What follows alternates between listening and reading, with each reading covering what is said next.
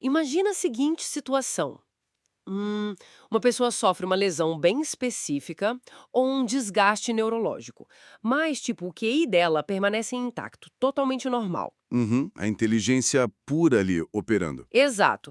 Ela continua resolvendo equações complexas, tem aquele vocabulário perfeito, lembra de fatos históricos numa boa, só que do nada, essa mesma pessoa começa a gastar as economias em umas apostas absurdas. Nossa, sim. Começa a xingar amigos antigos sem nenhum motivo e perde, assim, 100% da capacidade de se importar com o próprio futuro. É um cenário bem assustador, né? Muito. A inteligência sobreviveu, mas a bússola moral, a bússola social simplesmente evaporou. E o que torna isso ainda mais intrigante é que desafia aquela nossa intuição bem básica sobre o que significa ser inteligente, sabe? Sim, a gente sempre acha que o intelecto é um pacote completo. Exatamente. Só que a neuropsicologia mostra pra gente que a capacidade de calcular e a capacidade de decidir, de fato, moram em lugares totalmente diferentes do cérebro. Operam sob lógicas diferentes, né? Lógicas completamente diferentes. E é exatamente por isso que a nossa investigação de hoje é tão crucial. O material que a gente tem em mãos hoje é um capítulo acadêmico, assim, denso, mas fascinante, Muito fascinante. focado na neuropsicologia das funções executivas e da atenção. A nossa missão nesse mergulho profundo é decodificar esse software invisível. O software que gerencia a máquina toda. Isso. A gente quer entender o que realmente significa ter controle sobre as próprias ações, sabe? Porque a gente consegue resistir a um doce Ou não consegue, né? ou não consegue, exato. Por que a gente planeja o futuro ou como a gente consegue navegar naquelas regras sociais super complexas de um jantar de negócio sem falar uma besteira catastrófica? É o motor invisível por trás de absolutamente todas as decisões diárias. Todas elas. E para ancorar essa conversa de hoje, a gente precisa estabelecer logo de cara a premissa central desse texto. O cérebro humano tem, na prática, uma diretoria. Um conselho de administração. Isso. As funções executivas não são só mais uma habilidade solta, tipo lembrar um número ou reconhecer um rosto na rua. Uhum. Elas são, na verdade, a infraestrutura que gerencia todas as outras habilidades. E hoje a gente vai destrinchar como essa diretoria trabalha. Como ela se desenvolve e como ela entra em colapso. Ok, vamos desempacotar isso com calma. Vamos lá. Para a gente entender como otimizamos o cérebro, temos que definir quem está no comando, né? O texto define essas funções como habilidades para direcionar comportamentos, avaliar eficiência e resolver problemas. E o autor, o Goldberg, que é citado lá, ele usa uma metáfora bem clássica, A do maestro da orquestra, né? essa mesma, comparando o córtex pré-frontal a um maestro. Mas, sendo bem sincera, lendo o material, eu prefiro 1000 vezes a analogia de uma grande corporação. Ah, do CEO. Isso, pensa assim, se o CEO da nossa mente, que é o córtex pré-frontal, for demitido, do nada, os departamentos continuam funcionando. A fábrica não para de uma vez. Não para. A visão continua captando luz, a audição capta som, a memória básica está lá arquivando dados. Todo mundo batendo ponto. Exato, o pessoal bate o ponto. Só que a corporação perde totalmente a capacidade de lançar um produto novo ou de mudar a estratégia de vendas, fica meio que cega para o futuro. O que é fascinante aqui, né, nessa sua analogia corporativa, é que ilustra super bem a diferença entre só processar dados e ter uma coordenação estratégica. Uhum. Mas o material faz um alerta bem crítico. A gente tem que tomar cuidado para não imaginar esse CEO como um homenzinho mágico sentado numa cadeira de couro dentro da nossa cabeça. Tomando um cafezinho e decidindo tudo sozinho. Exato. A neuropsicologia não aceita essa ideia de uma entidade isolada. Os autores Elazo e Muller, que o texto cita, propõem uma divisão que eu acho brilhante. A divisão das funções executivas em quentes e frias, certo? Exatamente, funções quentes e frias. Tá, as frias seriam aquela parte mais lógica, tipo a planilha do Excel da mente. É isso aí. As frias são os processos cognitivos bem puros. É o que a gente usa para categorizar uma informação abstrata, resolver um puzzle. Ó, fazer aquela lista de palavras com a letra F. Perfeito. Mas as funções quentes, é aí que a vida real acontece de verdade, Onde o bicho pega. onde o bicho pega. Elas lidam com o processamento emocional, motivação e aquela tomada de decisão envolvendo risco. Tipo, ler o clima pesado numa sala e pensar, nossa, melhor eu não fazer essa piada agora. Perfeito. É a cognição social operando. E o modelo de múltiplos processos do Barclay, que também está no material, deixa claro que tudo isso opera em rede, Uma malha complexa, né? uma malha paralela. envolvendo inibição de impulso, memória operacional e aquela voz interna que diz: respira, não manda esse e-mail agora. A famosa voz da razão. Então, se esse conselho de administração é tão vital para a gente não destruir a própria vida, a pergunta que fica é: quando é que eles assumem a cadeira? A linha do tempo não é nada linear. Não é? O texto diz que é um U invertido. O desenvolvimento começa no primeiro ano do bebê, tem um pico maluco ali entre 6 e 8 anos, Mas só amadurece de verdade lá pro final da adolescência. o que explica muita coisa sobre os adolescentes, vamos combinar. Ah, explica quase tudo. E depois, claro, vem o declínio. Aquela degeneração natural a partir dos 50 anos. É um ciclo de vida da nossa inibição. Constrói, mantém e depois perde eficiência. Aqui é que a coisa fica realmente interessante pra mim, sabe? Porque o texto revisita aquele famigerado teste do marshmallow do Walter Mischel. Aquele com as crianças de 4 anos, né? Clássico. Isso, a premissa de resistir ao doce é super conhecida por quem nos acompanha. Mas o texto não foca no doce, ele foca nos dados longitudinais do Casey e da equipe dele, de 2011. Os caras rastrearam as mesmas pessoas por décadas? 4 décadas. Eles pegaram aquelas crianças de 4 anos e acompanharam até os 40. E os dados mostraram que aquela decisão do marshmallow previu sucesso acadêmico, enfrentamento de problemas, E até diferenças físicas reais na atividade cerebral aos 40 anos? atividade no córtex pré-frontal inferior, né? E no estriado ventral também tudo diferente. E aqui, olha, eu preciso fazer o papel de advogada do diabo rapidinho, porque eu li isso e fiquei muito cética. Manda ver. Não soa como um determinismo meio cruel? Como que a decisão impulsiva de uma criança de 4 anos dita a biologia dela aos 40? Parece forçado, né? Muito. Ignora ambiente, fator social. Às vezes a criança come o doce na hora só porque aprendeu que adulto não cumpre promessa na casa dela. Dizer que isso prevê a vida toda não é um exagero da ciência. Olha, essa sua objeção é excelente e totalmente necessária. Se a gente lê o estudo como se fosse uma bola de cristal, a gente cai num reducionismo super perigoso. Vira destino selado. Mas o que a equipe do Casey defende e o material base enfatiza não é isso. Eles focam na fundação da infraestrutura neural. Tá, então o teste não mede se a pessoa gosta muito de açúcar. Não, ele força o uso de uma rede biológica de inibição que ainda está nascendo. Ah, então é sobre o maquinário e não sobre o destino da pessoa. Exatamente. O desenvolvimento inicial é o alicerce.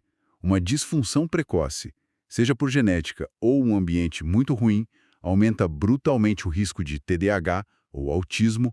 A criança que exercita essa inibição aos 4 anos está treinando o exato músculo que vai usar aos 40 para não gritar com o chefe. É a musculatura da resiliência. Perfeito. E isso nos empurra pro como. Se essa musculatura dita tanta coisa, o que acontece fisicamente lá dentro?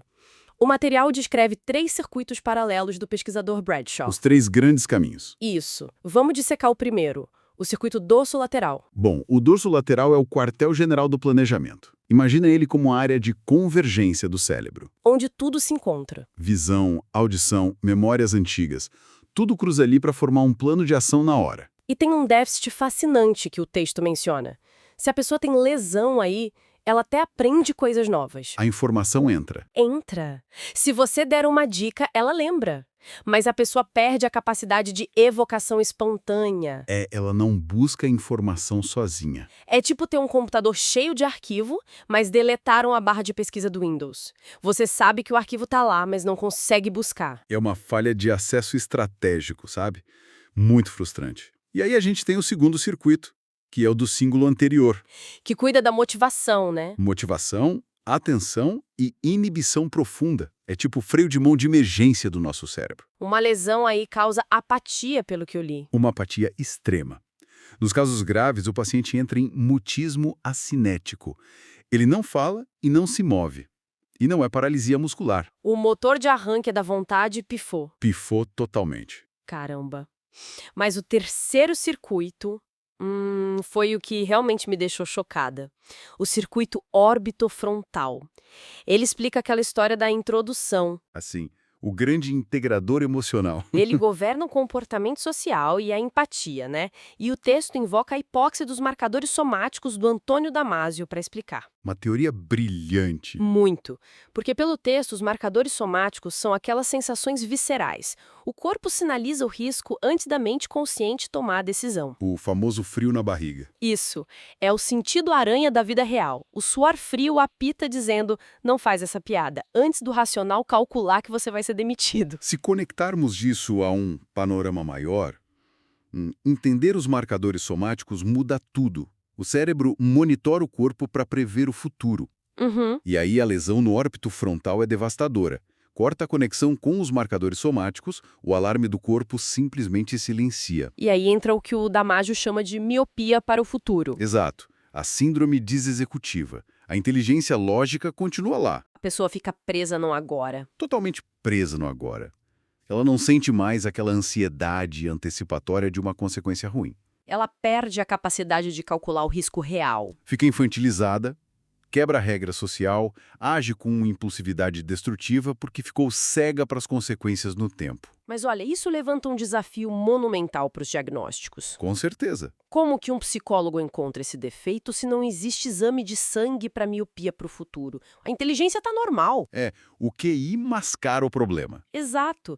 Lendo sobre os testes neuropsicológicos, a gente vê que os caras precisam criar verdadeiras armadilhas cognitivas. A gente tem que desenhar testes para sobrecarregar engrenagens muito específicas. Para testar o planejamento, a gente usa a Torre de Londres ou a Torre de Hanoi, Que é aquele de reorganizar os discos de madeira com um mínimo de movimentos, né? forçando o paciente a antecipar o cenário de cabeça. E tem o de flexibilidade cognitiva, para saber se a pessoa consegue abandonar uma estratégia que está dando errado. Ah, o teste de classificação de cartas de Wisconsin. O WCST, nossa audiência da psicologia conhece bem. Separar as cartas por cor, forma ou número. Mas o pulo do gato é a frustração.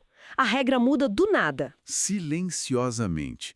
O paciente está acertando e, de repente, o avaliador diz que está errado. E o que mede não é o erro normal, mas o erro perseverativo. O paciente desexecutivo sabe que está errando, mas não consegue mudar de trilho. Ele repete a regra velha infinitamente. Mas sabe o que eu mais amei? A engenhosidade do teste dos 5 dígitos do CEDO. Porque todo mundo já ouviu falar do efeito Stroop. Aquele da palavra verde escrita com tinta vermelha. Stroop. Exige que a pessoa saiba ler fluentemente. Pois é, se for uma pessoa analfabeta ou um imigrante que não fala o idioma, o teste não serve para nada. O freio inibitório não é testado. O que gera um viés de classe e cultura inaceitável na saúde pública, né? Exato. E o teste dos 5 dígitos resolve isso brilhantemente. Ele usa quantidades em vez de letras. Explica como funciona. É assim, a pessoa vê quadros com números conflitantes. Um quadro tem 3 números 5 desenhados. A tarefa é dizer a quantidade. Tem 3 elementos ali. Sim, a resposta é 3, mas o cérebro da pessoa grita para ela dizer 5, porque é o símbolo que está desenhado. Isso levanta uma questão importante, porque exige atenção e inibição de alta ordem, sem depender de idioma ou escolaridade nenhuma. É a ciência sendo inclusiva de verdade. Demais. E já que estamos falando de simular a vida real, a gente precisa olhar para como o material mede a falha na tomada de decisão. A tal da miopia para o futuro. Isso. Eles usam a Iowa Gambling Task, uma tarefa de aposta de cartas. O do dinheiro virtual e os 4 baralhos. Exato. Os baralhos A e B são as minas terrestres. Pagam muito de imediato, mas têm punições catastróficas. Levam à falência a longo prazo. E os baralhos C e D dão pouco retorno, mas são seguros. E a pessoa não sabe qual é qual no começo, né? Ela tem que ir sentindo. E a pessoa saudável começa a evitar o baralho ruim antes mesmo de entender o porquê conscientemente. O marcador somático apitando. O corpo avisa. Mas o paciente com lesão pré-frontal sofre da impulsividade cognitiva. Ele vai cego para o ganho imediato. Totalmente cego, o marcador não apita e ele vai à falência no jogo, do mesmo jeito metódico que faria na vida real. Nossa, e isso tira a gente do laboratório e joga direto para o caos do mundo real. O texto enfatiza muito as políticas públicas na primeira infância. Não são um luxo, são a base da nossa convivência. Medida de segurança pública, né? Métodos educacionais como Montessori ou arte marcial para treinar a atenção executiva. Isso dita se a pessoa vai ser agressiva no trânsito daqui a 20 anos. A resiliência mental construída por essas funções é o alicerce da civilidade. Sem essa diretoria saudável, a sociedade desmorona. Permite a colaboração e reprime os instintos egoístas. O que me deixa com um último pensamento bem provocativo. A gente viu que o nosso CEO mental evoluiu para inibir impulso e adiar recompensa. Para proteger a gente de manipulações externas, inclusive. Podem ser exauridas. Então, pensa comigo sobre a sociedade moderna. Redes sociais. Redes sociais calibradas em laboratório, notificações toda hora, aplicativos de relacionamento baseados em 1 segundo de julgamento, a cultura do imediatismo. O esgotamento constante, né? Será que esse ambiente digital não foi desenhado de propósito ou não para esgotar nossas funções executivas dia após dia? É uma ótima pergunta. Se a tecnologia sabe contornar nosso controle para criar pico de dopamina e vender atenção, a gente não está sofrendo uma miopia para o futuro induzida globalmente? Estamos perdendo o controle dos próprios impulsos por likes. Exato. Se perdemos isso em troca de gratificação instantânea, quem é que realmente está sentado na cadeira de CEO da nossa mente no fim do dia? Nossa. Fica aí essa reflexão profunda para quem está escutando a gente mastigar durante a semana.